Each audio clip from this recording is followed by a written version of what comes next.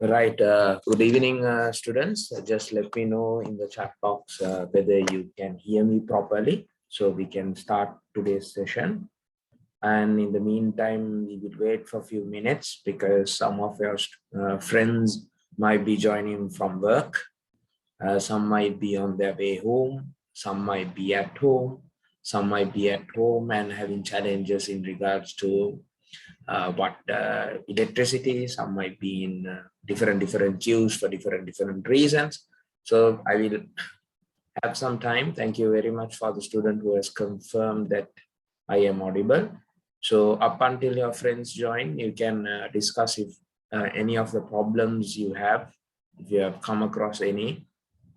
And to just go through quickly, I will go through on what we have done so far, because this might be the first live session that we are taking, and probably from my end it will be most probably the last session. So I will be having another 1 week, which happens to be the next week. So afterwards I'm done with development economics most probably. So today, that is why I wanted to take one of the sessions. I wanted to have a live session to see if there are any challenges. If they are communicated to us, then we can incorporate that. And since there are no tutorials, okay, so normally in the previous occasions we had tutorials for the courses that we have offered from the department. So when you move into fourth year, we normally, so there can be quite challenges. So I just wanted to check on those as well. So we have introduced many class activity rooms, especially from Ayoma Madam's side. And the videos have been uploaded in terms of, if you go to our course outline, today we will be working on environment. So if you look at the course outline, so you see we are in week number 10, where we are discussing about environment and sustainable economic development. So next week I will touch on this area, and most probably these two areas will be covered by Ayoma Madam, right? So that was the initial plan that we had in the very beginning. So far we have uploaded. Give me a second, I will switch off this thing. Okay, so you can always stop me. We will not have lengthy sessions. So now it's 5 to. We will try as much as possible to speed up the process. One thing is that I will straight away address the areas that I want to discuss. Even in a normal setting, we would have been doing that. And also try as much as possible to interact with us. I will try as soon as possible to deliver the content, get the output, and finish the session. That is the plan. Okay, because everyone has their own challenges. I can't guarantee whether I have the power up until I finish the session. Even if the power goes off, I will try as much as possible to be on a hotspot without the video, at least conduct the session. So other students may have challenges. If you happen to have any of the challenges, discuss. So there are additional videos being assigned. There are group assignments that are being I think already those deadlines are over. So step by step, there was a flow. So I started off with the trade growth and economic development. And then we worked on labor market and inequality. Today, we are going to work with environment, and next week foreign aid, which is kind of essential. So you see development economics with the chapters of it, and if you have gone through one by one, by now you have a clear understanding what have gone wrong in this country. The crisis didn't happen overnight. It had ages of wrongdoings, which has led us to this scenario. So for this week, there's just one video. If I happen to have additional videos coming in or additional content, please revisit or please visit very frequently these sites. Those additional videos or additional content will help you to have a better practical understanding regarding the subject, as well as will help you to be more versed when you go and write during the examination.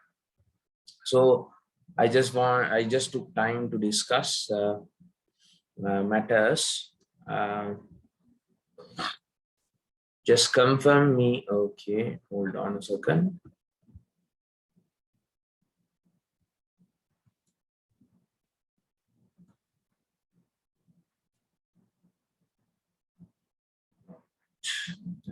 Give me a second. Just wanted to see what's wrong.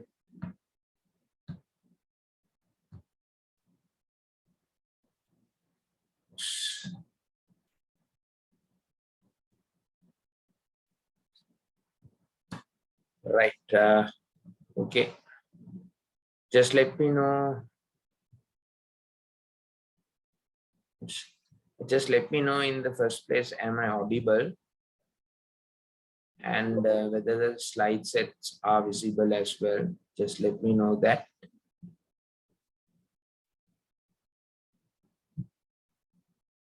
Am I audible?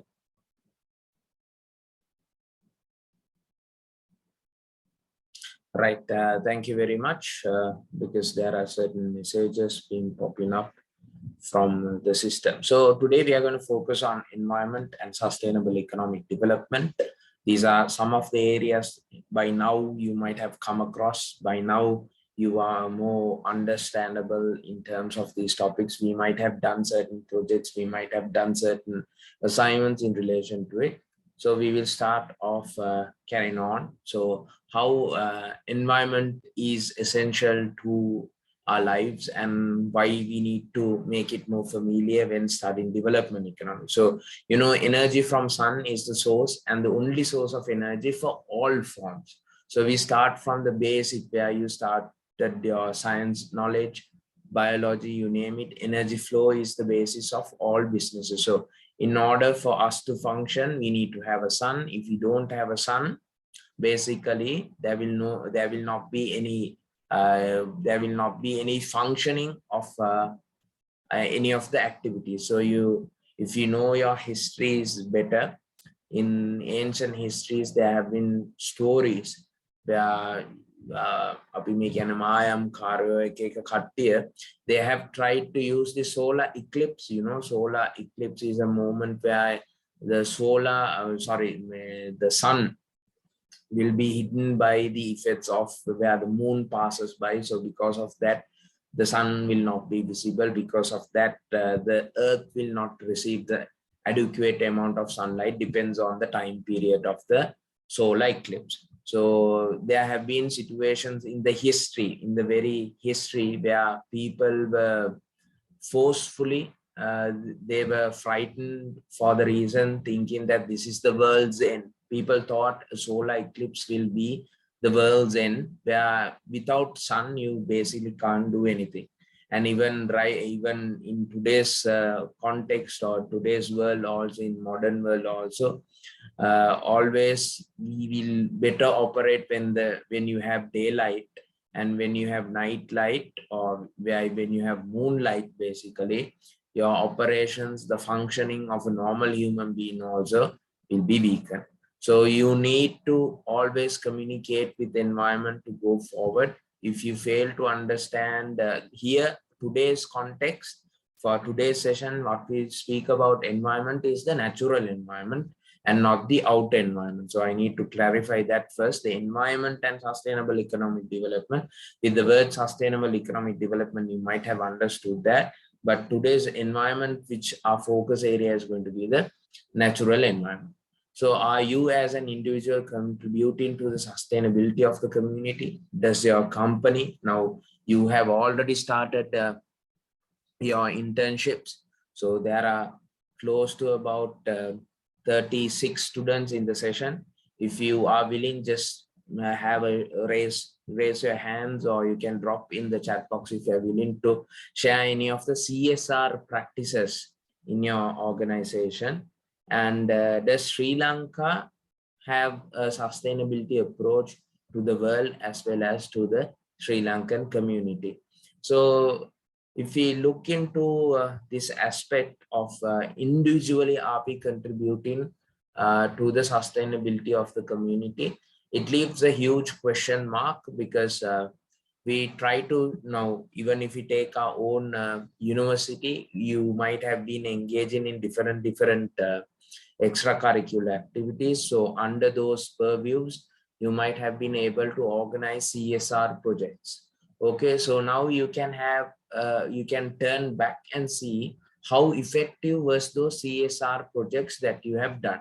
Whether you use those CSR or corporate social responsible depicting projects for the sake of doing that project in order to tell the outer world that we have conducted a project, or to market your so-called club or so-called avenue or so-called entity to the rest of the outer world, or did you have the main base of communicating and trying to uphold the fact that we need to be as a community, as human beings who can use their brains to have a sustainable approach.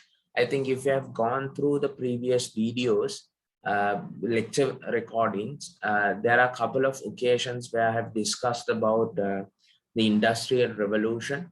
So basically, Industrial Revolution was the part which has advanced or has pushed the technology to a greater extent, where people start to think about productivity, where people started to think about efficiency, and where people like Elton Mayo, if you can recall your memory, which you need to go 4 years back in your life, for principles of management, first year, first semester, you might have learned how Elton Mayo did the Hawthorne studies and found certain information, certain ideas. So all happened during the Industrial Revolution. So thanks to Industrial Revolution, the principles of management developed. So from management, there were certain services, trade activities that came into play, and that is how the entire management faculty was created. So under that management faculty, now you happen to learn management coming into different institutes like us under now faculty. Previously I mentioned faculty, not the physical faculty in terms of the management pillar, and now you have started studying all thanks to, or not thanks to, the Industrial Revolution. So try to take few minutes and see when you come across a free time, actually whether this country or certain organizations in this country, certain movements in this country, they do certain activities for marketing purposes or for the real benefit. So you see, sustainability, we will have a definition, a complete definition for it. But we also see now certain CSR. Now the other thing is, now most of the examples I'm bringing is CSR and that and this. Now, CSR and sustainability is two different things. Okay. Corporate social responsibility, it talks about the social responsibility only. So sustainability, does it contribute only to the society? Those are the areas that we are trying to discuss. So firstly, livelihoods of more than half of the Sri Lankans, directly or indirectly, depends on environment. So I will quickly go to Google. Just let me know if you can't see what I am typing, or I'm currently in Google. So if you not happen to see anything, please let me know in the chat box. So I am going to the annual report 2021.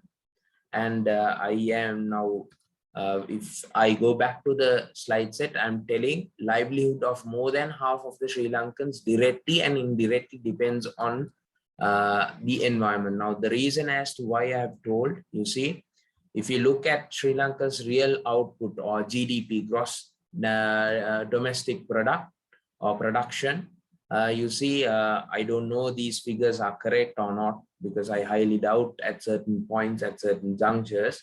But in 2020, it was minus 3.6%. That means compared to 2019, in 2020, our growth has been a negative. Okay. So then moving from 2020 to 21, they say there's a positive growth of 3.7%. So you see, we have agriculture, we have industry, and we have services. So agriculture is directly from the dealings we do with the environment. And for 2021, out of the total GDP contributions, there is a 2.0 or basically 2% increase of growth when it comes to the agricultural sector. So if we go further, if not, we will, yeah, this is just the indicators. We will move quickly to the output. So if we get more familiar with the process, so here you see agriculture, forestry, and fishing. So basically, we have three divisions of sectors. One is agriculture, the other is industry, and the other is services. So out of that, you see the total contribution of agriculture out of 100%, out of the total GDP, agriculture takes roughly about 7%. So that is a very small number. And industries takes 25.9%. That's a considerable number. And the biggest chunk is being taken by services, which happens to be 58.3%. Okay. So basically, and then you have taxes and that, which comes and add up to 100%. So if you see the 7%, the small number of contribution, which happens to be 7%, if I mark them properly here. So you see 6.9, 2.59, and then you have 58.3. So agriculture, you see in terms of cereals, you name it rice, you name it vegetables, sugar, canes or fruits or everything. All of these components, basically animal production and everything needs to come from the environment, from the natural environment itself. And also the most important part, if you take a labor force rate. So now what is a labor force rate? A labor force rate is basically taking out the people who are employed, people who are still studying, temporarily unemployed කට්ටිය වයින් කරලා, small kids අපි ඒ කට්ටිය වයින් කරලා, retired කට්ටිය ඔක්කොම වයින් කරලා, labor active force එක කියන්නේ basically people who can actually work and who is willing to work. Api A capacity king gattot, okay, roughly about 50% of people in Sri Lanka is directly or indirectly engaging in agriculture related factors. So there's another structurally, when it comes to development of economics, there's another problem. You see a GDP contribution out of the 7% is coming from agriculture. And the least number of contributing sector is where we have the highest number of employees of our workforce, which happens to be roughly about 50 to 55%. So out of the entire energy that we put in agriculture, we can generate only 7%, where the rest of the people will be working hard to put on the rest of the numbers. But let's forget that. Okay, but that is essential to have as a development economic student who is learning development economics. That will be important. Now it doesn't stop there. Even if you come into industries, you see mining and quarrying. Now patalha kanim karandat also basically nature. Naturally you are trying to find gold, or you are trying to find what diamonds, you are trying to find carbon, different kind of minerals and different kinds of elements you are trying to take from earth. So basically here also you are directly dealing with what? The outer environment. You name electricity, gas, let's say water collection. Okay, now you see 16.1% comes from manufacturing out of the 25% we have been speaking. So manufacturing is not that much directly related, but there are effects of manufacturing which has led to certain problems.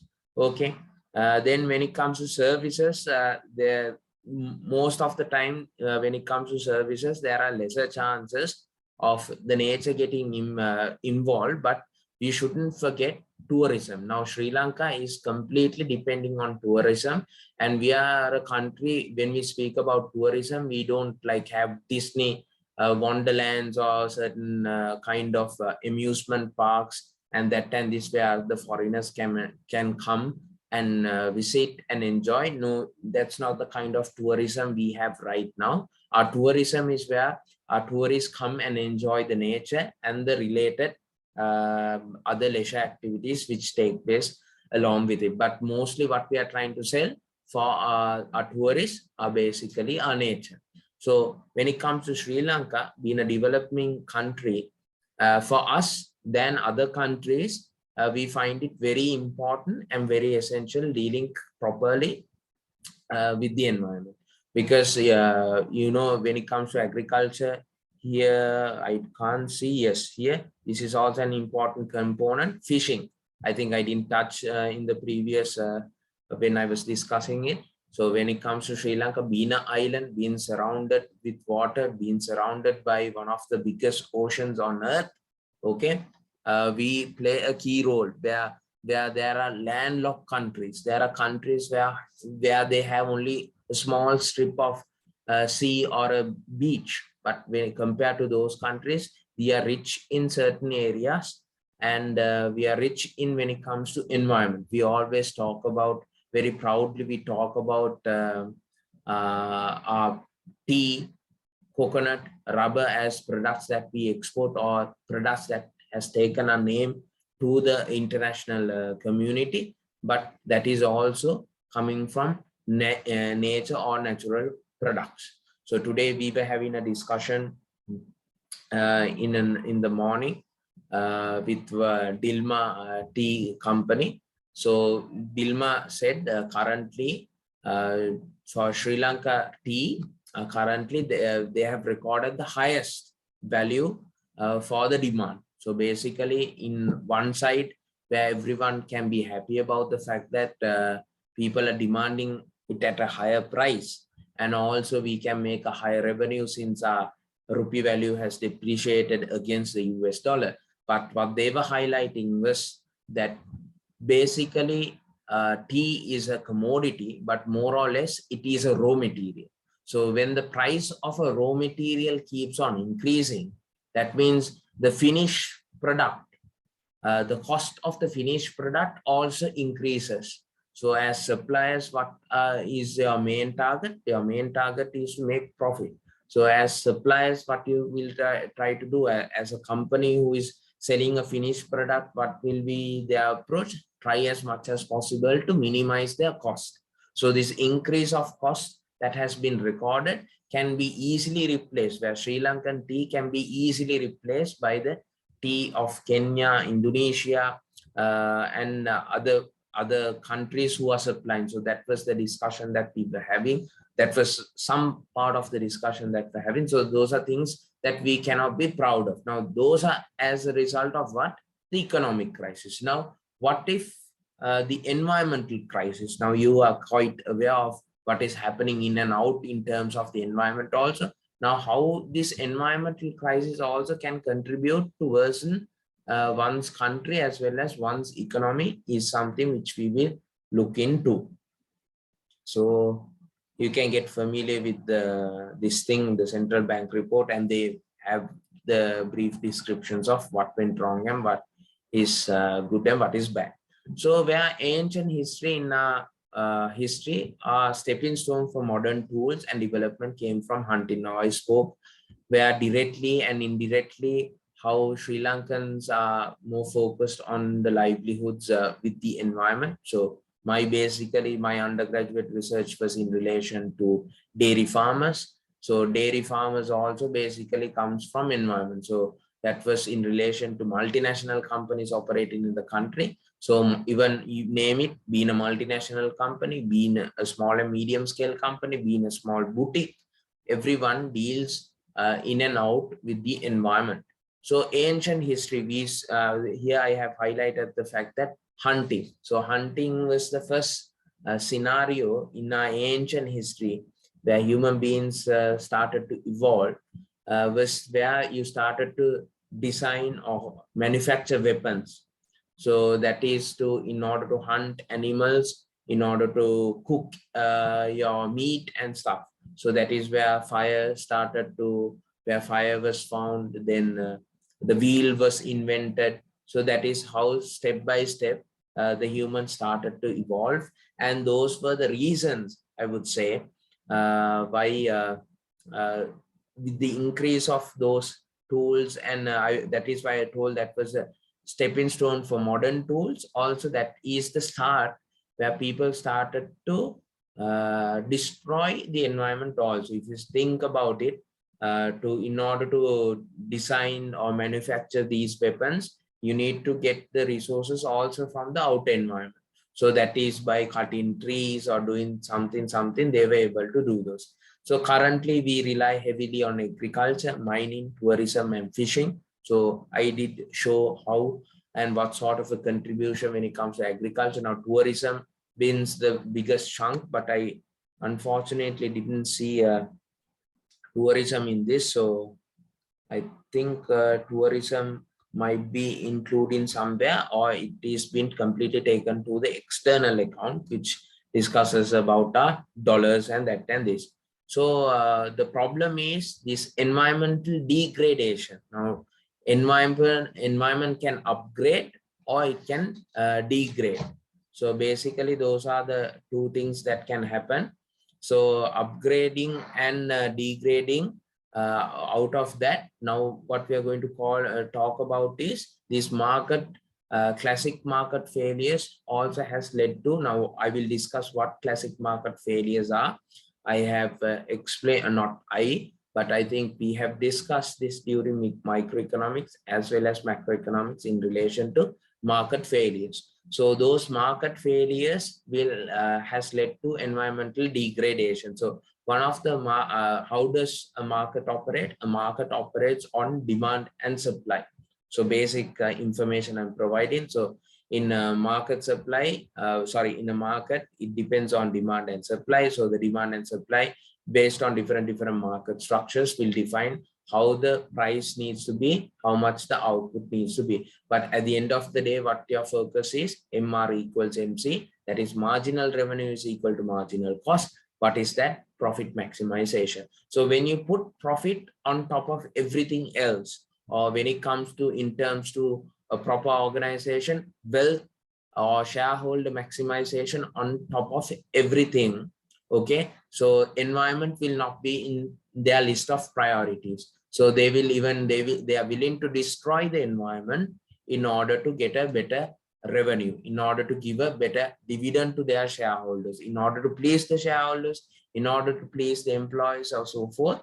They will always put money or profit on top of everything. So that is why I told classic market failures has led to environmental degradation.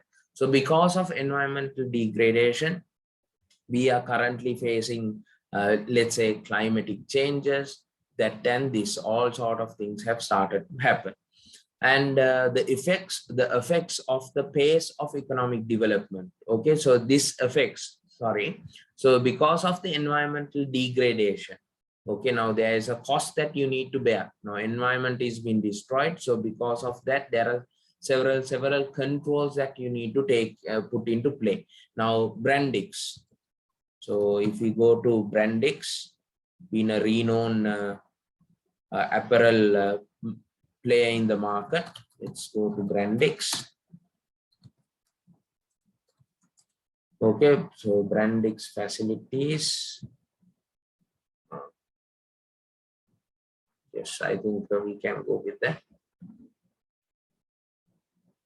So give me a second to clear the annotations. So this is in regards to what they have done during COVID.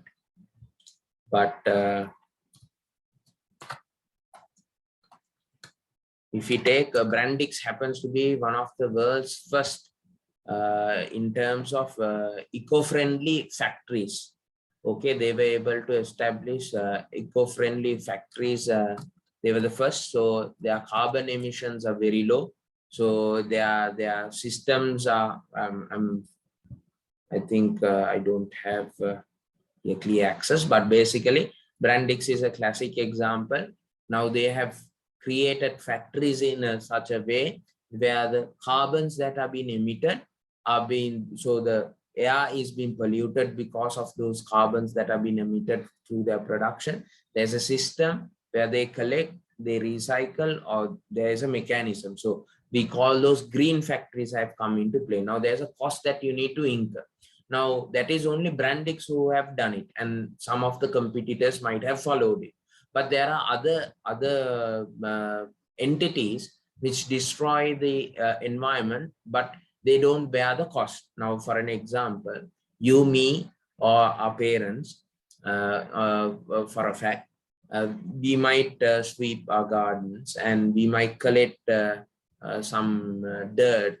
We might collect our garbage dumpings or something, small things, and we will burn them because we find it easy. In order to, if the Kunu lorry doesn't come to pick up the garbage, it will be every day it will be near the kitchen or near your gate, and it is, the order is not good, so you find it very easy to destroy those. You will go and burn it. Now because of you are burning these garbage, the dirt, or these unwanted items at your home, you think that is a small thing, you just burn it. When everything is done, you put some water, that's done.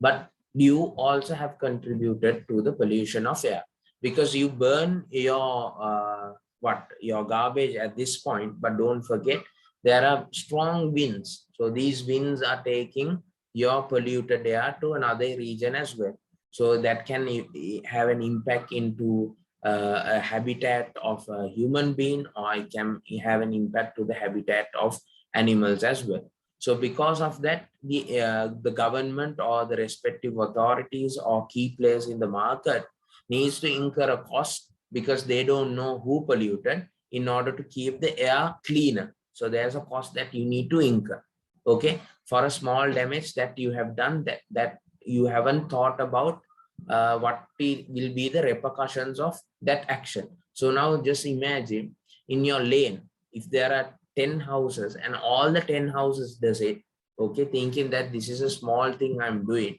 but collectively if you take, that value can be high.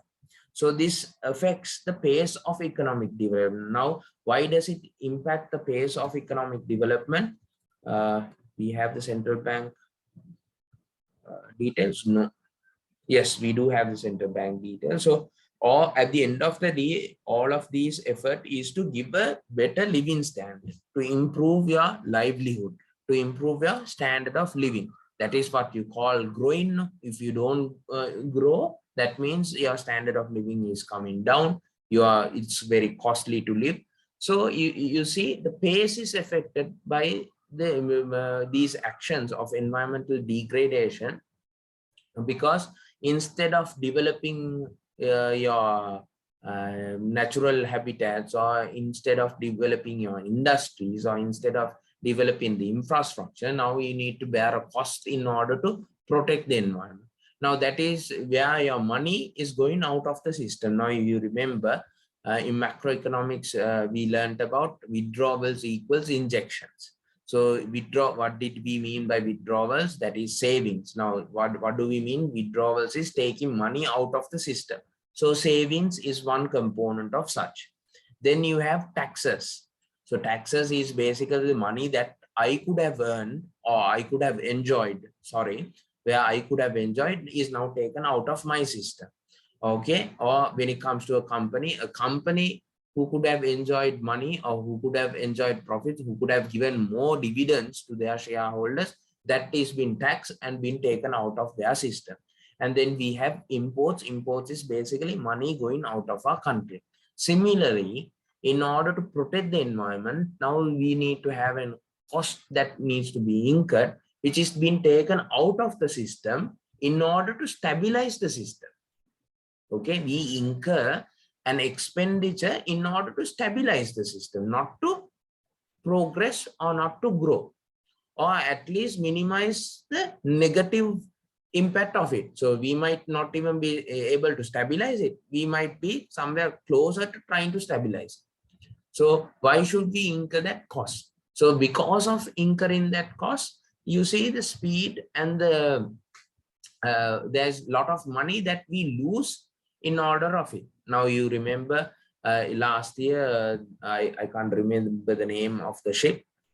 Express Pearl, if I'm not mistaken, and they have another ship also, which came due to certain reasons. It caught on fire, it started to sink.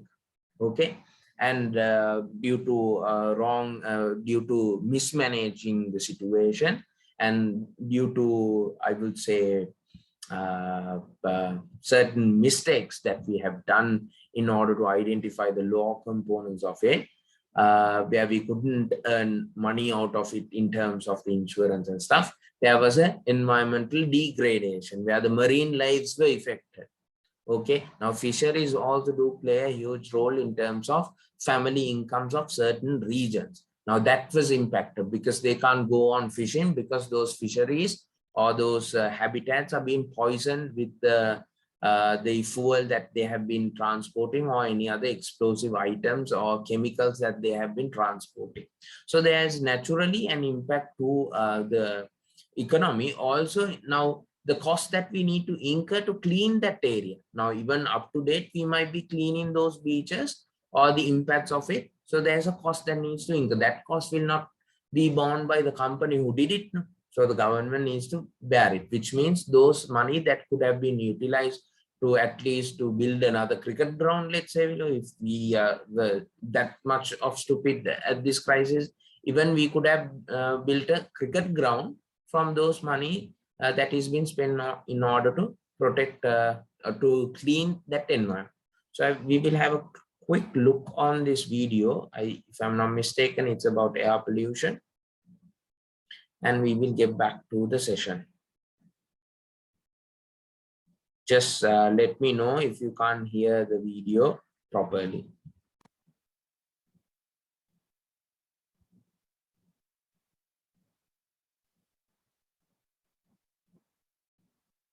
If you are an avid mind mapper, then MindMeister is for you. This is a highway in India, near Delhi. The smog here was so thick, drivers couldn't see where they were going. At least 24 vehicles were damaged as drivers kept crashing into the pileup.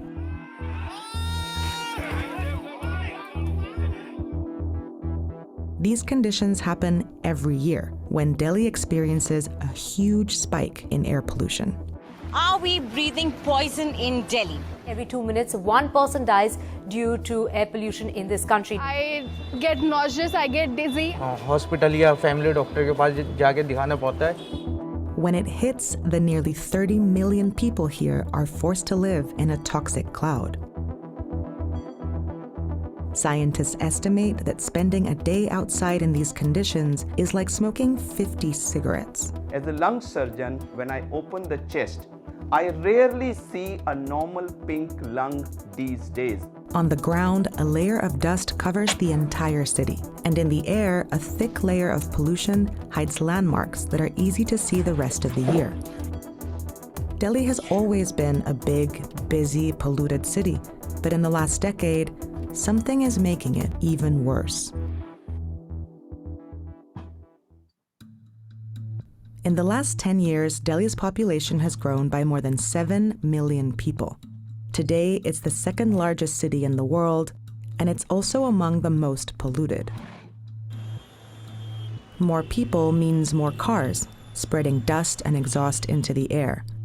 As Delhi grows, there's also more construction, producing dust particles, and more industries contaminating the environment. All these things make the average air quality in Delhi unhealthy year-round. But something else is happening right here.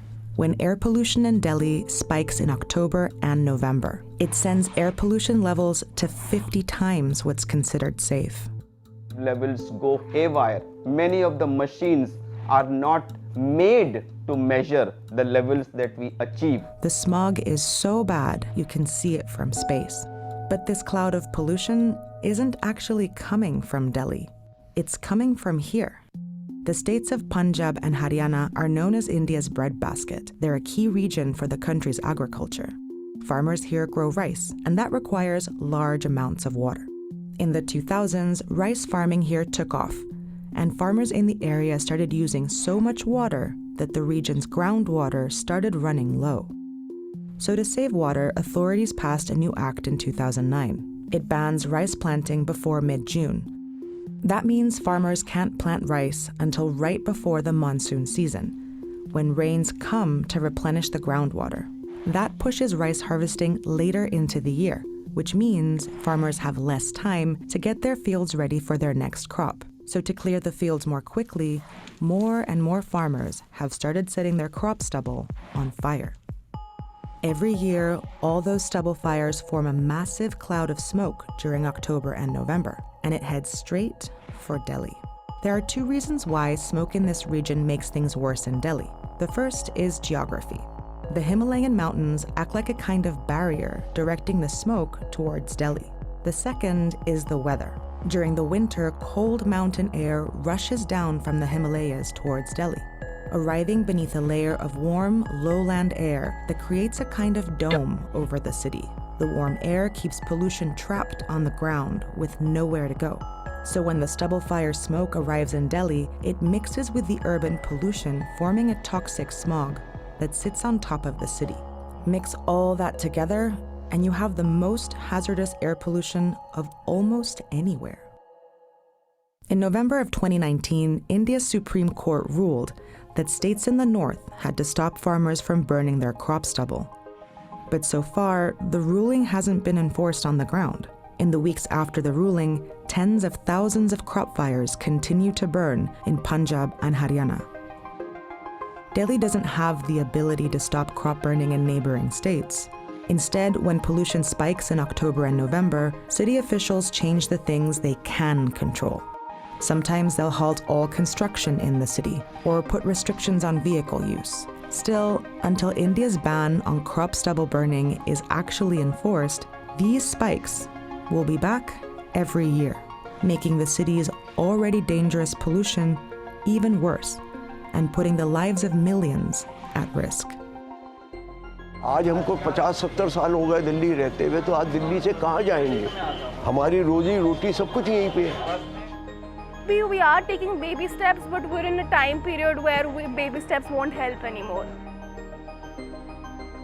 What we breathe should be a fresh air.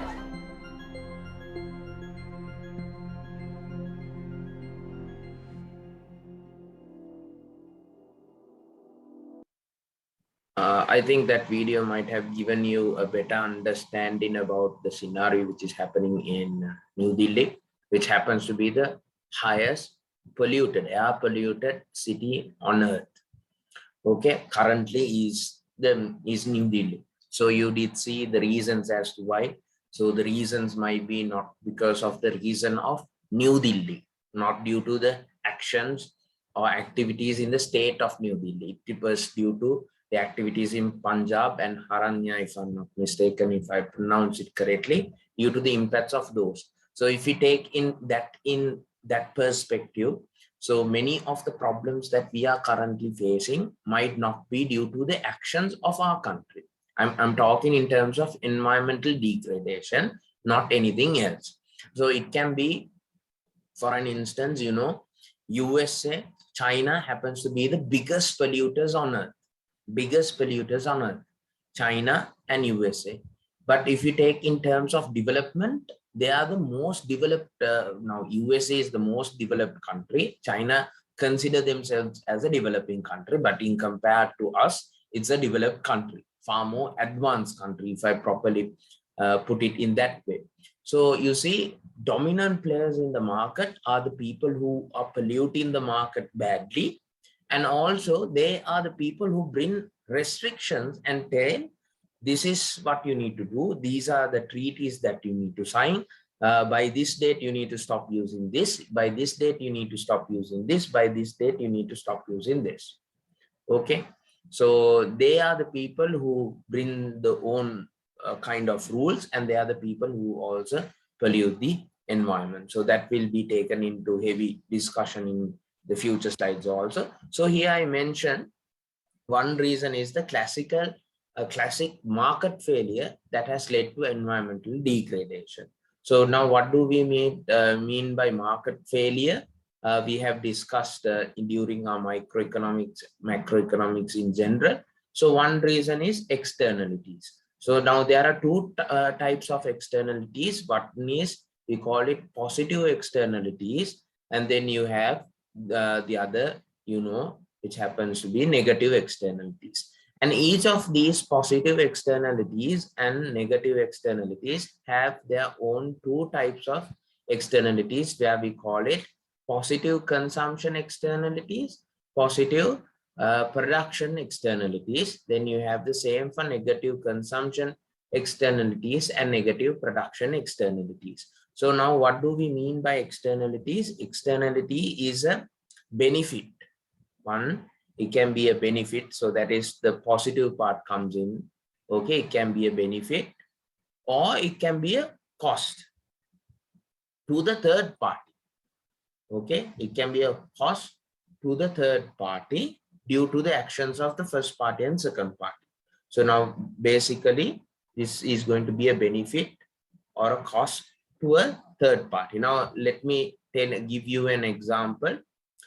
Positive externality consumption, or a better example currently, if you take, now everyone is facing a crisis, everyone has their own challenges, and now there can be people coming from low income backgrounds, or people who are addicted to drugs and other things.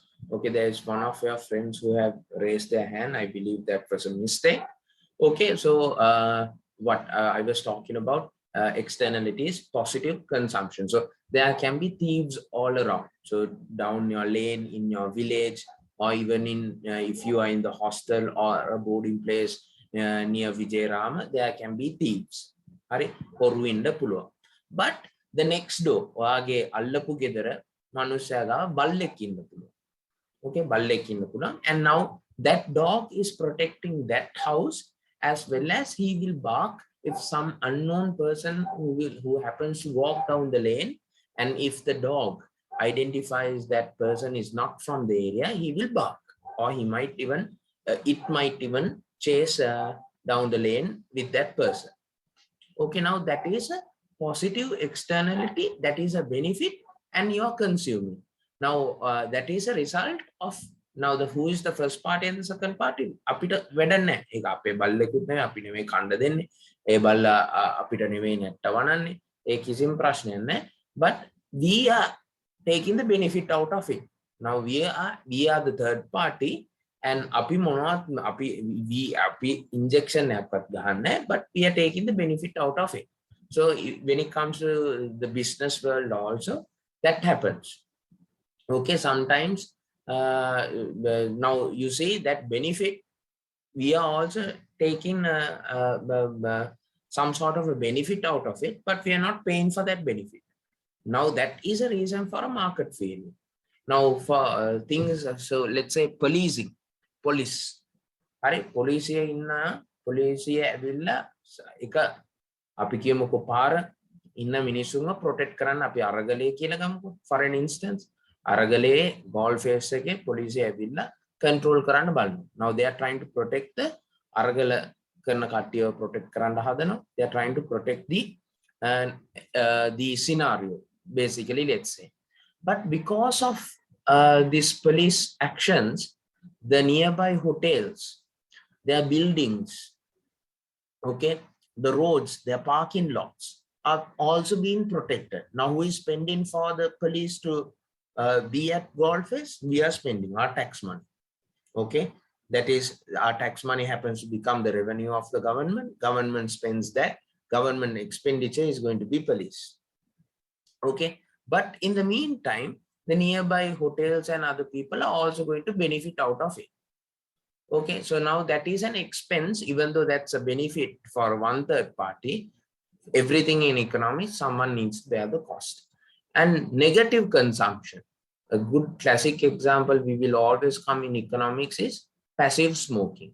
Now what do you mean by passive smoking? Passive smoking is you don't smoke cigarette, but someone around you is smoking cigarette. Because of it, you will also be inhaling the smoke of the cigarette. And studies, research has confirmed that than an active smoker, being a passive smoker is very dangerous, okay, than an active smoker, than a person who is actually smoking a cigarette. The impact to a person who is not smoking but inhaling the smoke of that cigarette has a higher impact. So that is bad. Now that is a negative consumption. So there's positive production and negative production. So basically these externalities. So no one is willing to take the credits of it if it's a benefit. No one is, so if it's a benefit, no, there will be people who are taking the benefit but not paying money to get that benefit. අර අපි නිකන් මේ හොරෙන් අපි ඒකේ මොකක් හරි ප්‍රතිඵලයක් ලබා ගන්නවා වගේ එකක් නේද? අපි නිකන් උදාහරණයක් කිව්වොත් එක්සෑම් එකේ වාගේ මේ වම් අත පැත්තේ ඉන්න එක්කෙනා ඉස්සරහා එක්කෙනාගෙන් කොපි කරනවා කියන්නකො, එයා උත්තරයක් අහනවා කියන්නකො මොකක් හරි ප්‍රශ්නෙට, ඒ උත්තරේ ඔයාටත් ඇහෙනවා, ඔයාත් ඒ උත්තරේ ලියනවා. අන්න ඒ වගේ එකක්. ඒ කියන්නේ අහන්න එක මිනිහේ ඒකෙන් ප්‍රතිඵල නෙලා ගන්න තව මිනිස්සු. Now, that is not a classic example, but when it comes to the economy, people, everyone is rational human beings. They will try to maximize their profit and they will not pay for the service that they are getting. So there can be externalities in the market which will cause the market to fail. Then public goods. Now, basically, public good will be a non-rival, non-excludable product, right? Non-rival means, okay, there's a student, do you have any question? Okay, non-rival means where there is no rivalry, okay, there is no competition for the product, no substitutes, and also in the same time non-excludable products. Non-excludable products as in, now, simply because one person is using the product, you can't exclude other people using the product as well. Now, for an instance, a street lamp. පාරේ තියෙන මොකක්ද street lamp එකක් මම use කරන එක තව එක්කෙනෙක්ට chance එකක් නැති කරන්නේ නැහැ street lamp එකේ එළිය ගන්න. නමුත් අපි කඩේට ගිහිල්ලා පාන් ගෙඩියක් ගත්තොත් මම මේ පාන් ගෙඩියේ සල්ලි දීලා ගත්තොත් තව මිනිහෙක්ට ගිහිල්ලා මං ගත්ත පාන් ගෙඩියම ගන්න බෑ. ඒ පාන් ගෙඩිය මගේ. So we can exclude the bread. So if I pay money to that bread, no one else can come pay for the bread which I have taken and take it out from me. But a street lamp, which I also pay taxes, okay, is non-excludable. Simply me using that product doesn't mean another person can not use that product. And that is just one example. So public goods is basically non-rival and non-excludable. So because of that nature, because it's not more profit oriented, people will not invest money in such products, but someone needs to bear money to do that. So that will lead to market failures. Market control, I need not to explain what market control is. Perfect competition is the only place where there is no market control, they are price takers. In other scenarios, always there is someone who takes control. Monopoly has total control. Monopolistic has, to a certain extent, they have control, whereas oligopoly markets has their own collusions and their own strength of taking control of the market. When you have the power in the market, you will not pay attention of what is happening to the environment. Your primary concerns will be you making profit. Then you have imperfect information and inefficient production and allocation of resources. Now, what do we mean by inefficient production? Is where price is not equal to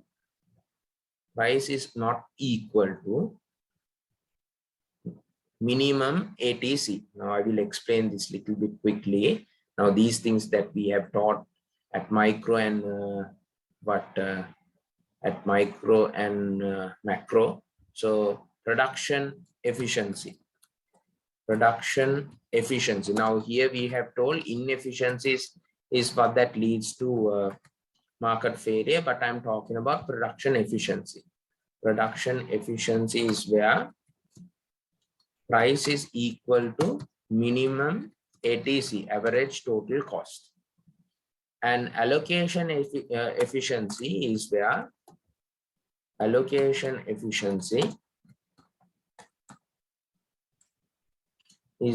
price is equal to marginal cost. Now, what does this mean? Production efficiency is where the producer, the supplier is always trying to produce at the minimum average total cost.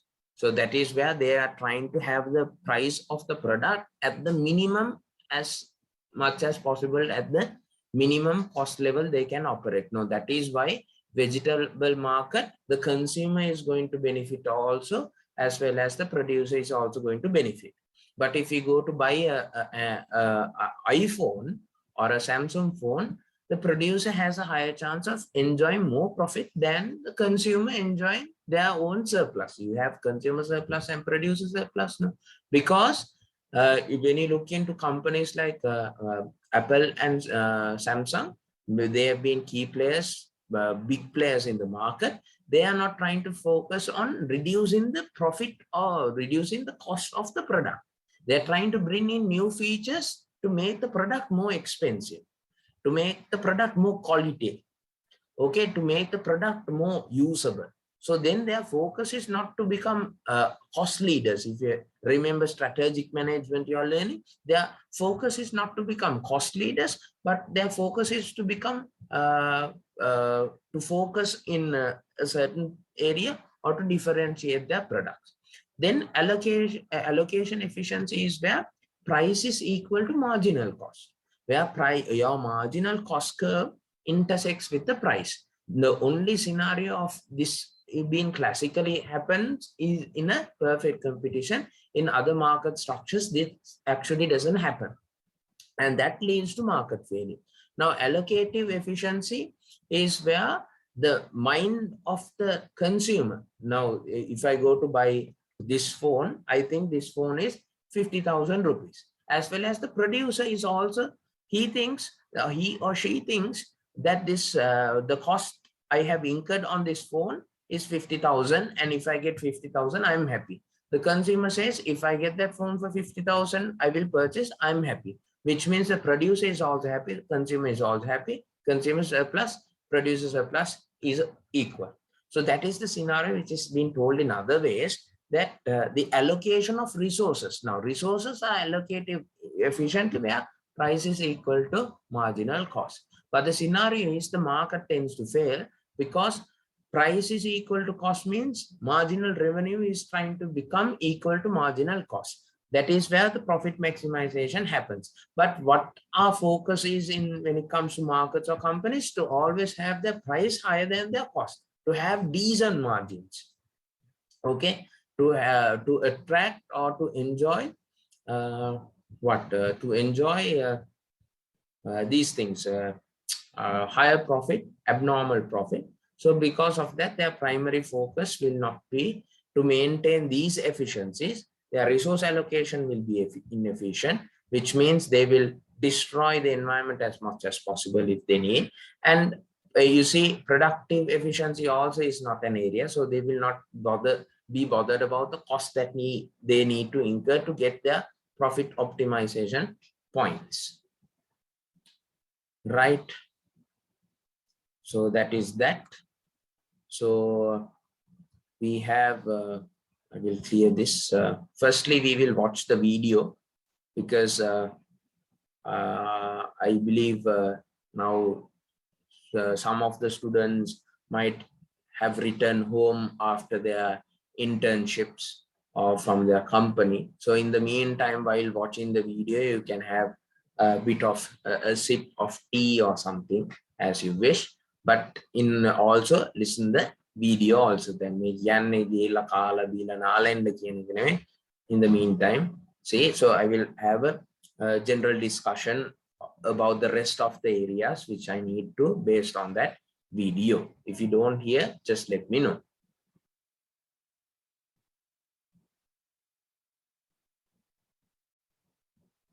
If you are an avid mind mapper, then MindMeister is for you. Create a mind. In the 1700s, as Great Britain was ramping up its manufacturing, it realized it was sitting on a seemingly endless supply of cheap energy that burned better than trees: coal.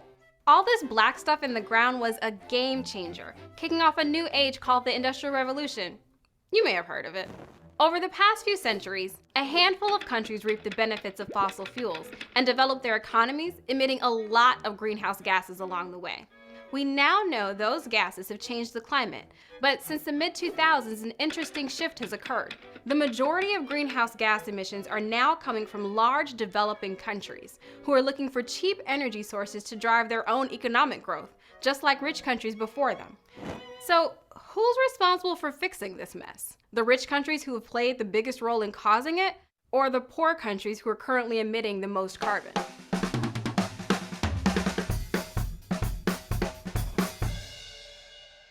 As the world has awakened to the downsides of coal and other fossil fuels, developing countries have found themselves in a catch-22.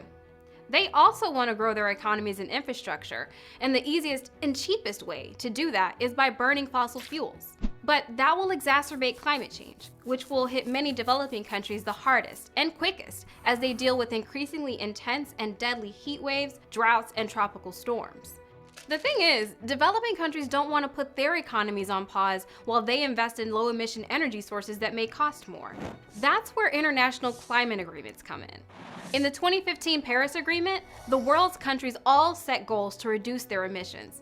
A crucial part of that deal is that wealthy countries are contributing money to help developing countries pay for the cost of cutting emissions. They're supposed to do it through the Green Climate Fund. That fund will also help poor tropical nations who don't contribute much to climate change at all, but will be among the hardest hit. Small island nations, for example, collectively contribute less than 1% of global emissions, but generally lack the resources and infrastructure to bounce back from the impact of rising sea levels and stronger tropical storms.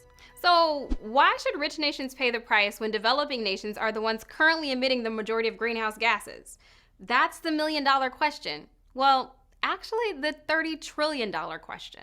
What that means is climate change will be terrible for rich countries too. If fossil fuel emissions continue at their current rate, summer temperatures in many places will spike by more than 4 degrees Celsius by 2100.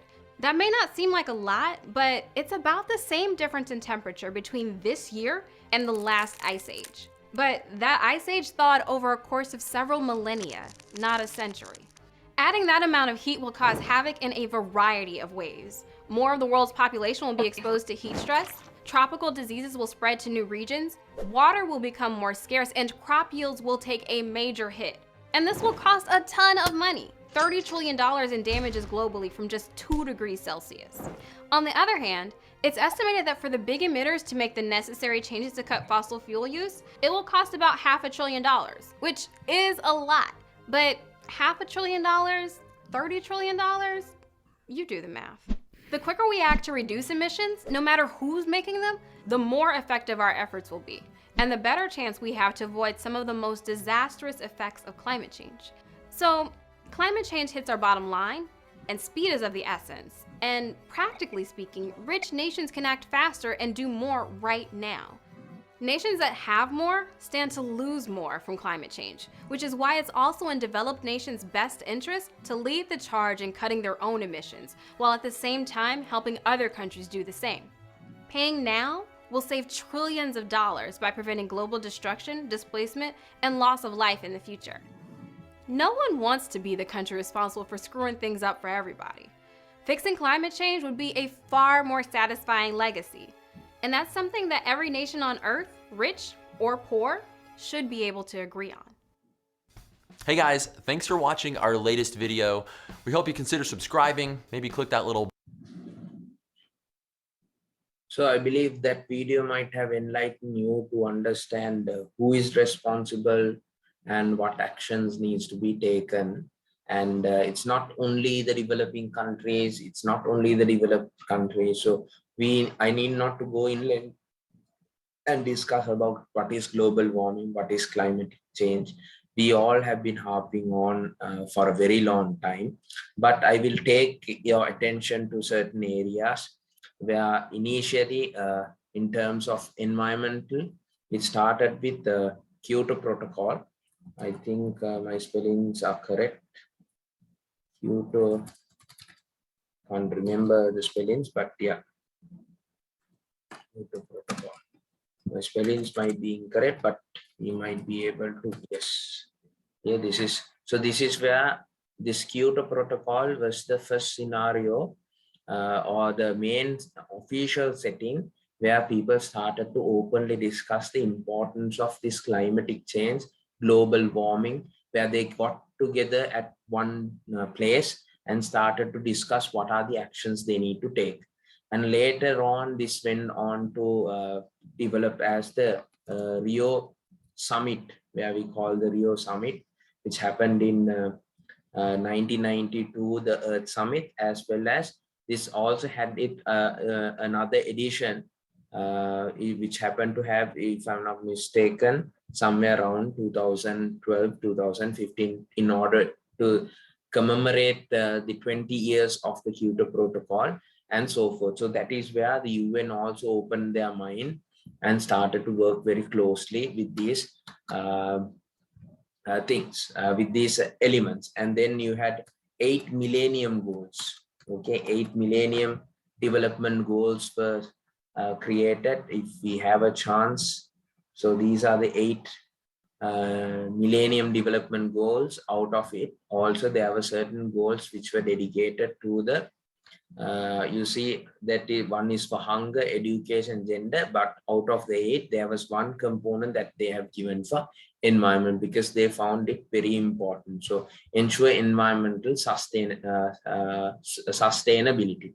After that, after this millennium development goals ended, so there's a specific time period they will say from this period to this period. So now from that it got evolved to what is the latest known development goal, which happens to be the sustainable development goals.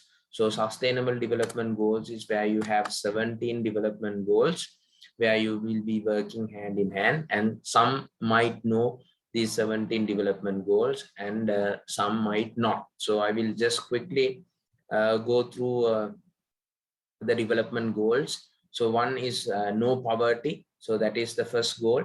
So if we go to the website, Sustainable Development Goals of United Nations, you are able to go through this grid.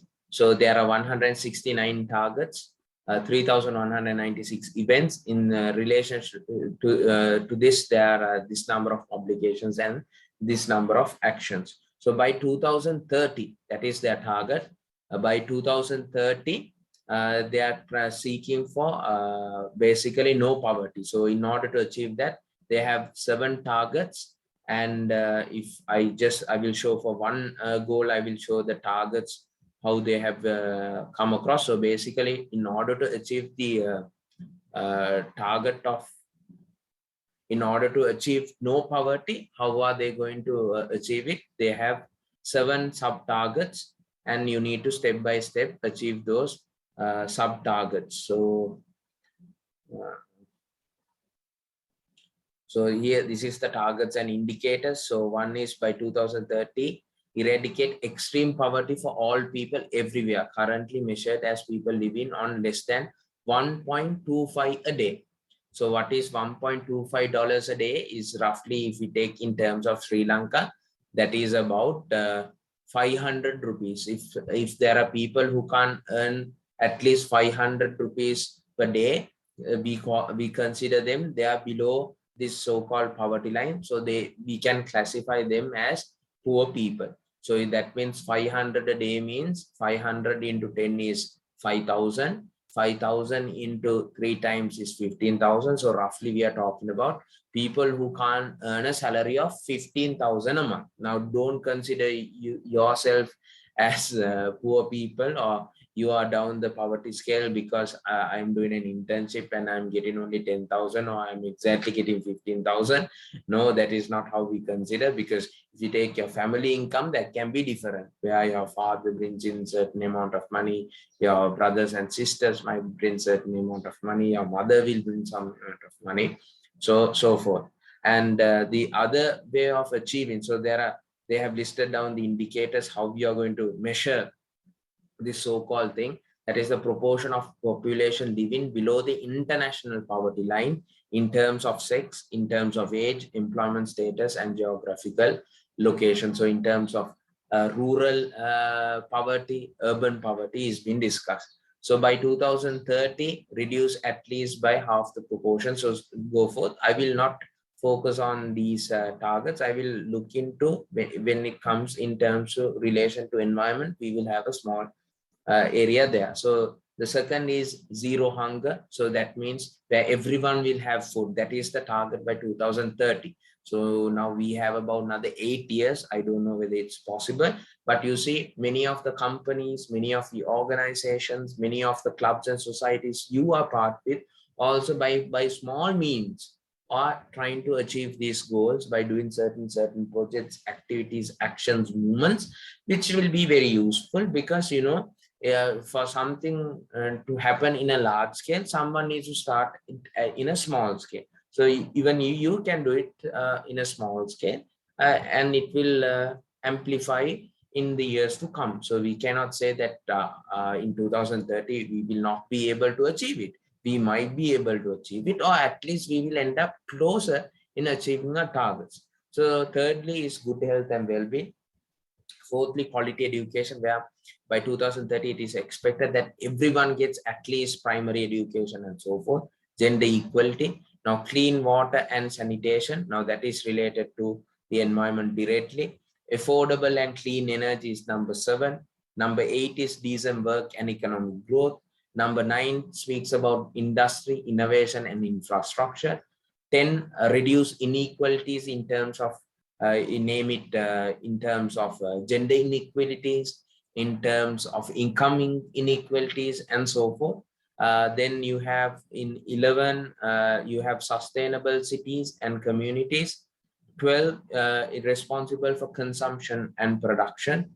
Then you have climate action. Now that is 13 is what we will focus in terms of the targets: life below water, life on land, peace and justice, and lastly 17, goal number 17 is partnership for the goal. So you see, out of the 17 goals, there's a dedicated number of goals for the environment component.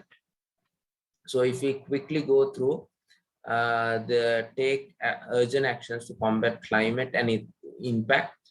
So if you see currently by 2020, global average temperature is 1.2 Celsius above the pre-industrial baseline. So that means if by before industrial revolution, if the temperature of the world was 36 Celsius, now it is 37.2 Celsius. That is more hotter. That is what they are saying.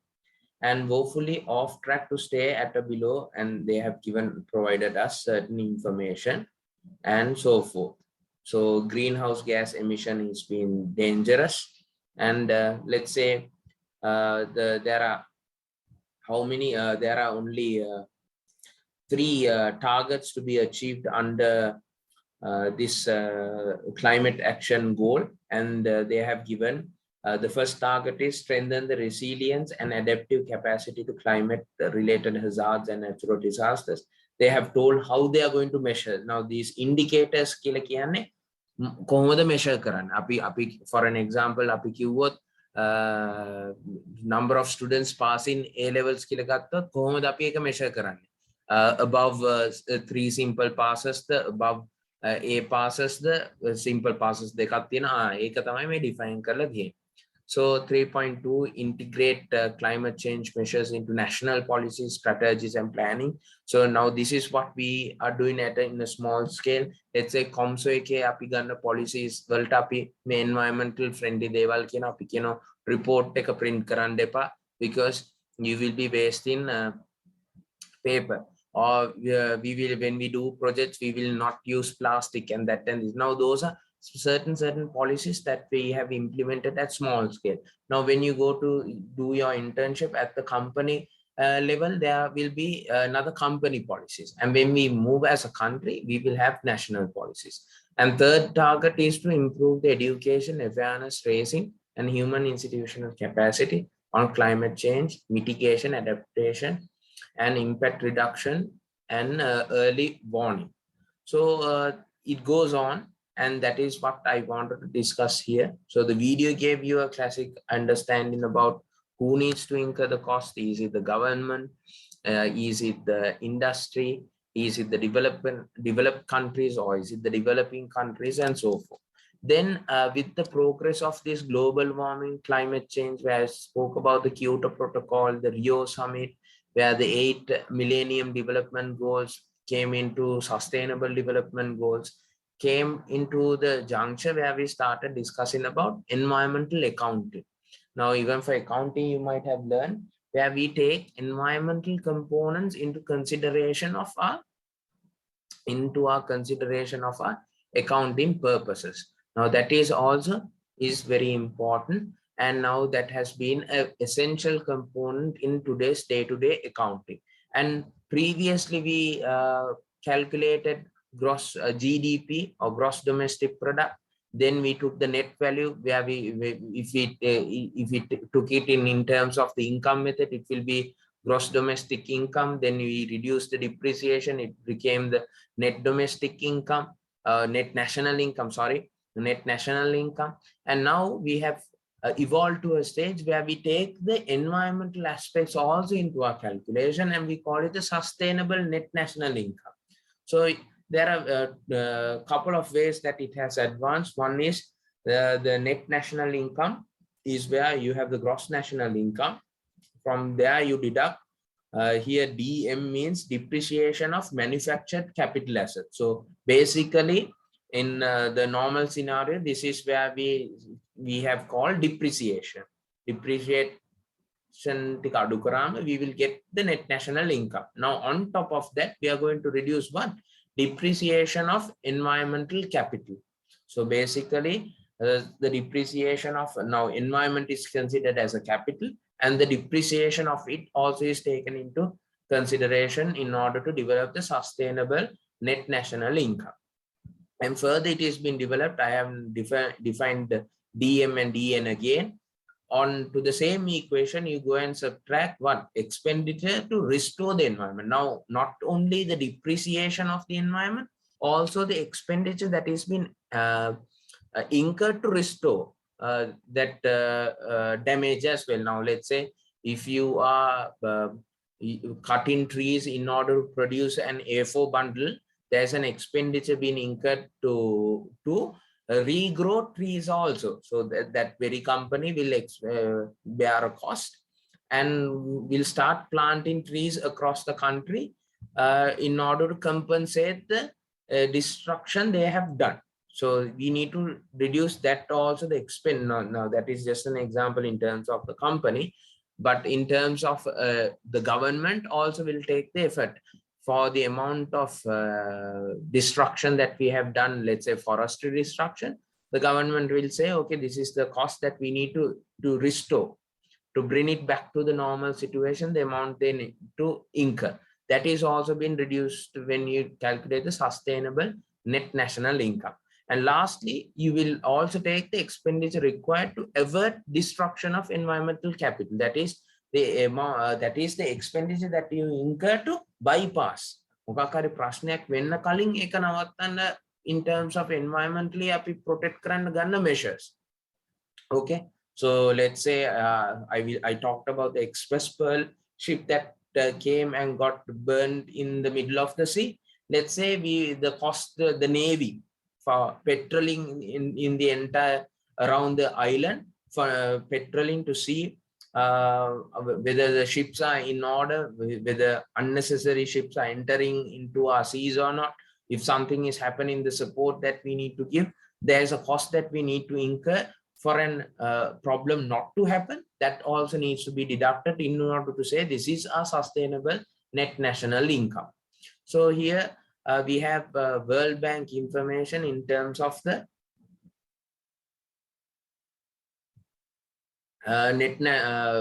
sustainable net national income. So in terms of trillions they have given, so you see Canada 18.2, sorry, USA 18.2, here again USA, it's the same map, sorry. Then you have China. So those are the key top players. So you see their economy is also strong. So because of that, they might have been incurring more on the environment component, but they are still the strongest, but they are the highest polluting nations in the world as well. Next, in terms of net national income, it is been topped by India, and then you have France, then you have Germany, and then you have San Marino, that is an island, and so forth. So there are few information being provided there. So back to the slides. So sustainable development. Now, if I ask what is sustainable development, everyone will by now will give the answer, where you try to meet today's needs without compromising the ability of the future generations meet their own needs. So this came into play from our Common Future Conference in 1987, based on the World Commission on Environment and Development. That is how they define sustainable development there. So it have evolved into certain aspects. So the sustainable development is the management and the conservation of natural resources, resource-based, that is trying to protect the natural resources, and the orientation of technological and institutional change in such a manner to ensure the attainment and continued satisfaction of human needs of present as well as future generations. So more importantly, they speak about the effort they have taken to protect the resources.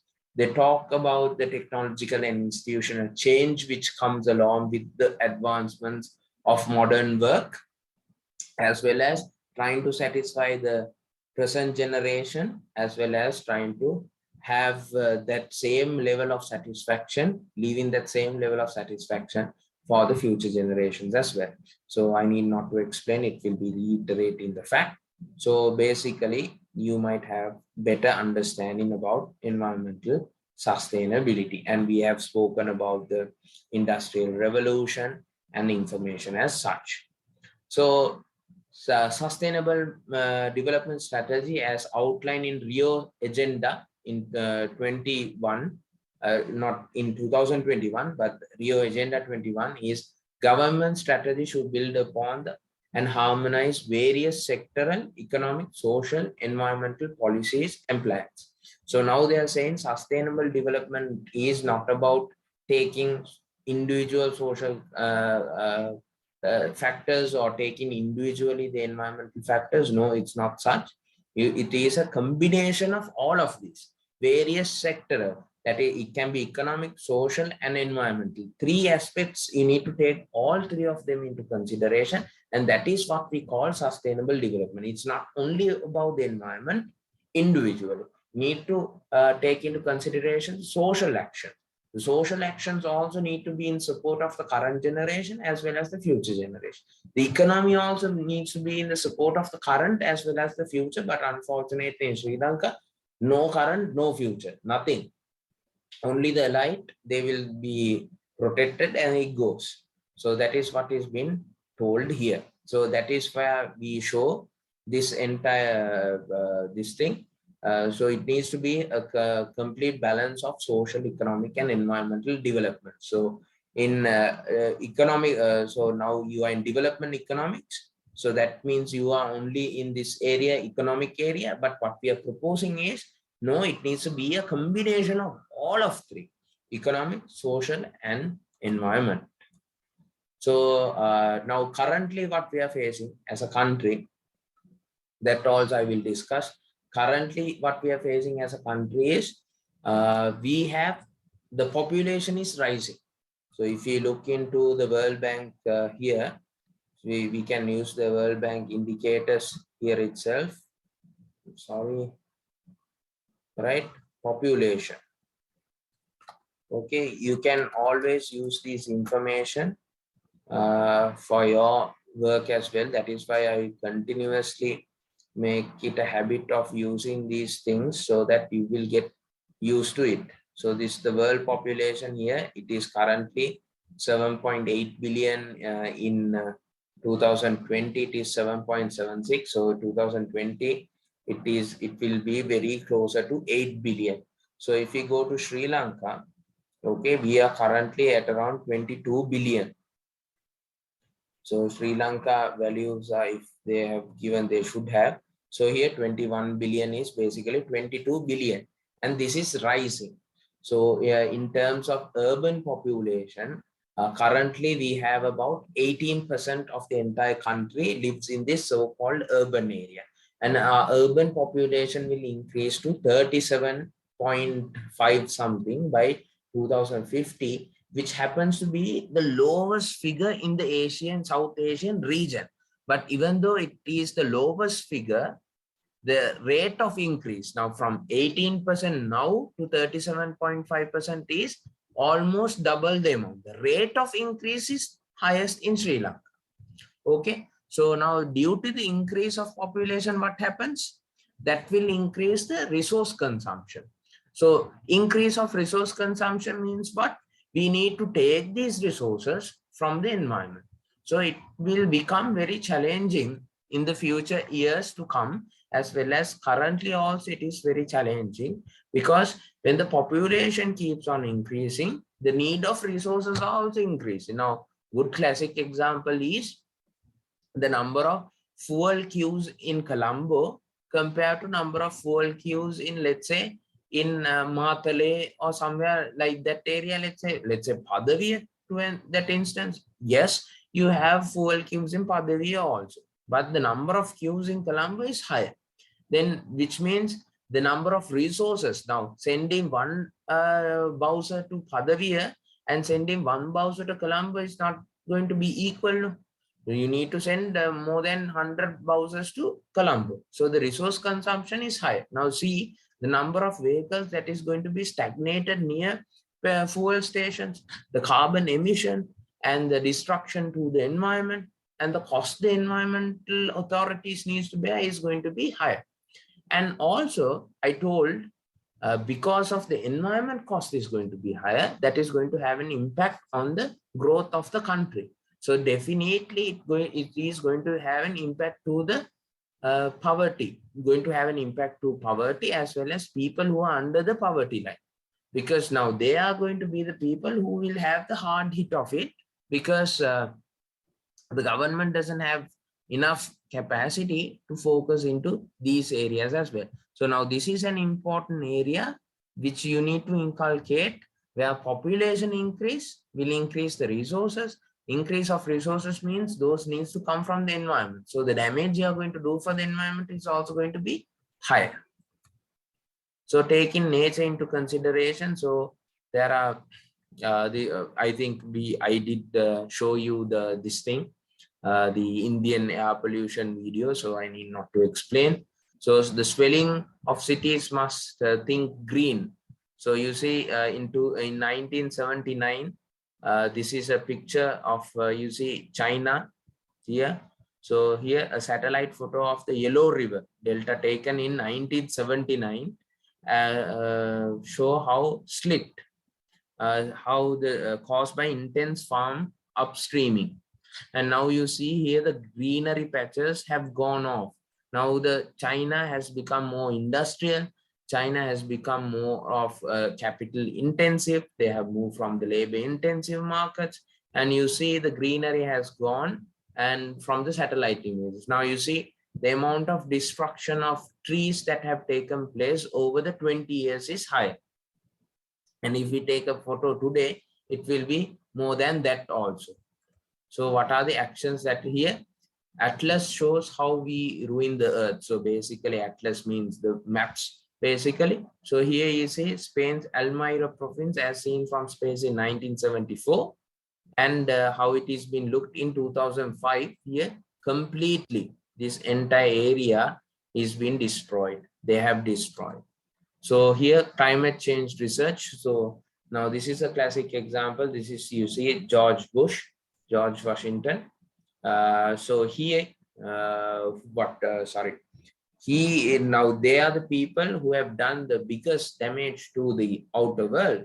And they are the people also who comes and talk high about in this international conference, saying that we need to get together, we need to do this, we need to do that.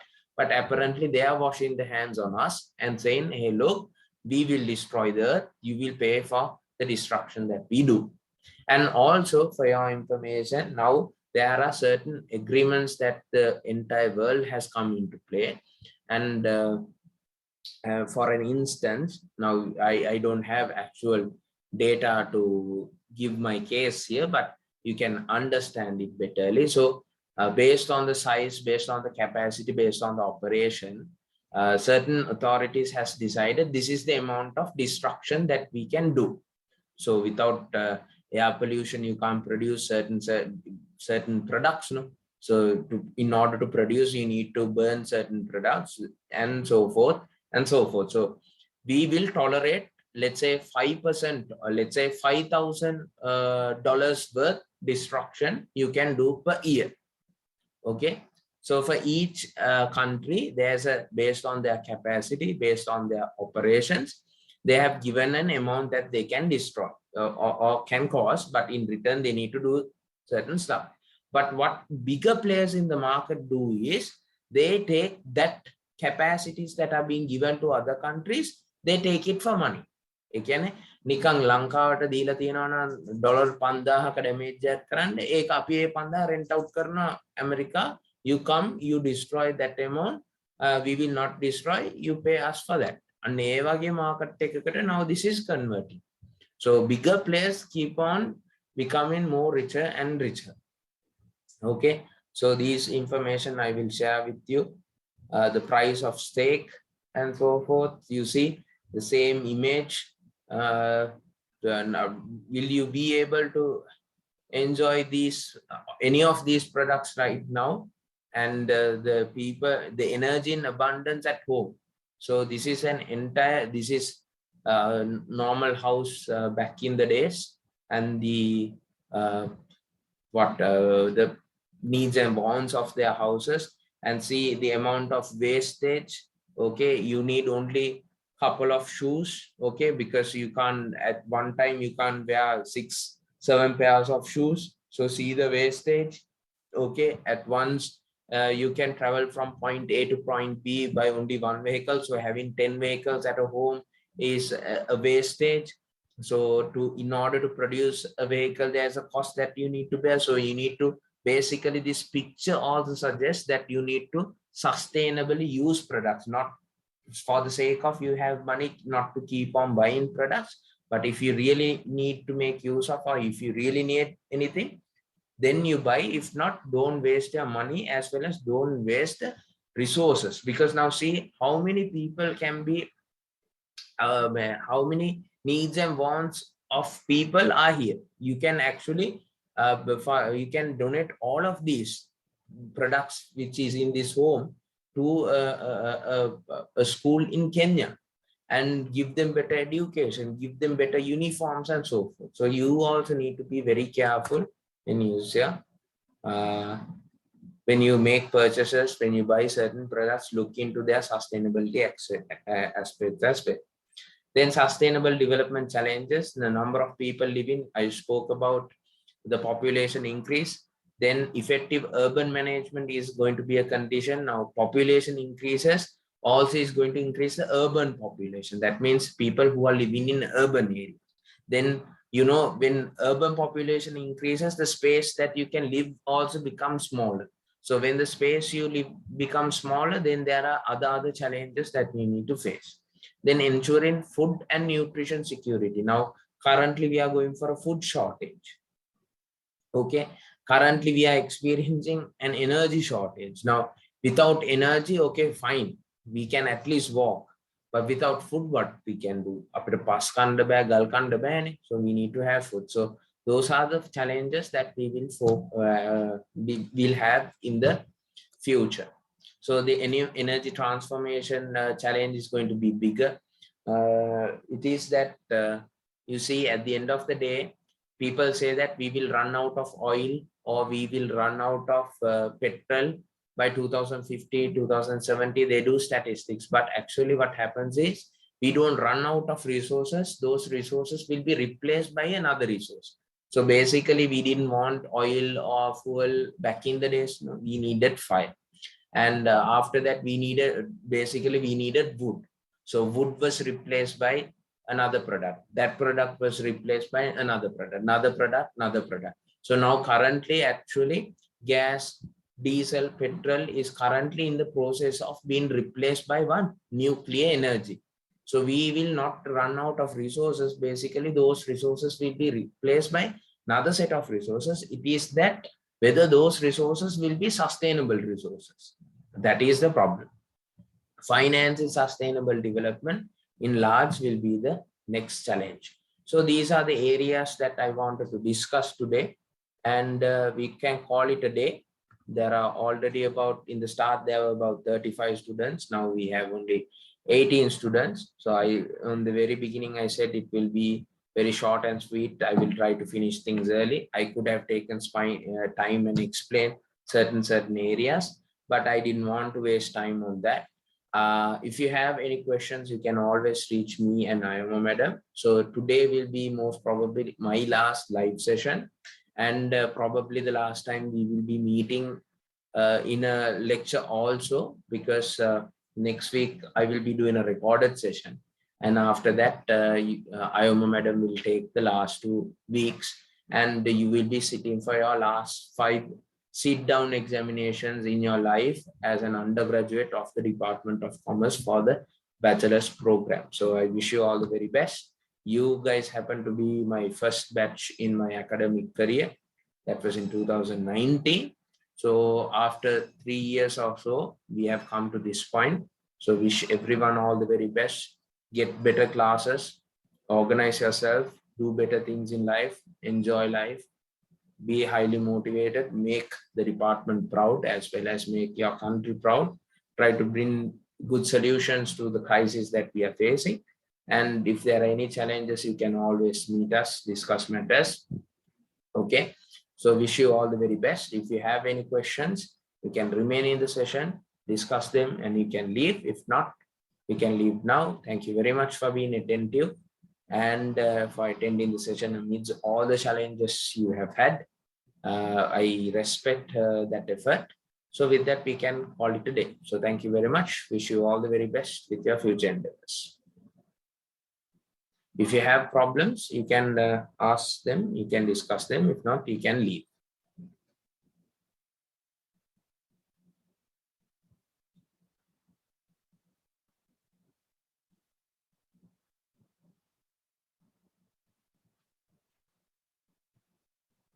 Yes, if you don't have questions, you can leave.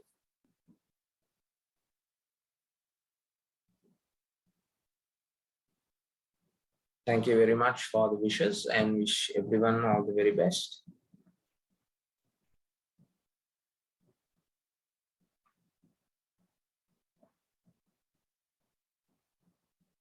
If you have questions, you can discuss. If not, you can leave.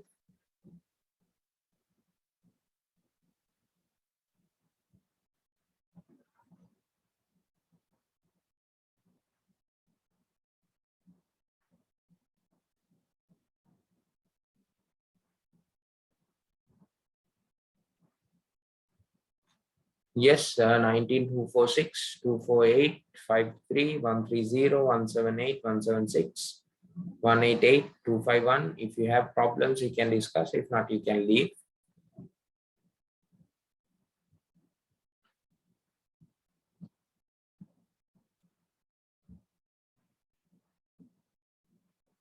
So I will wait for 1 minute.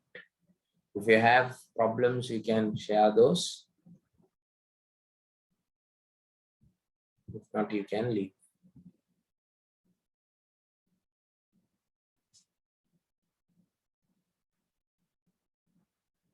Two 178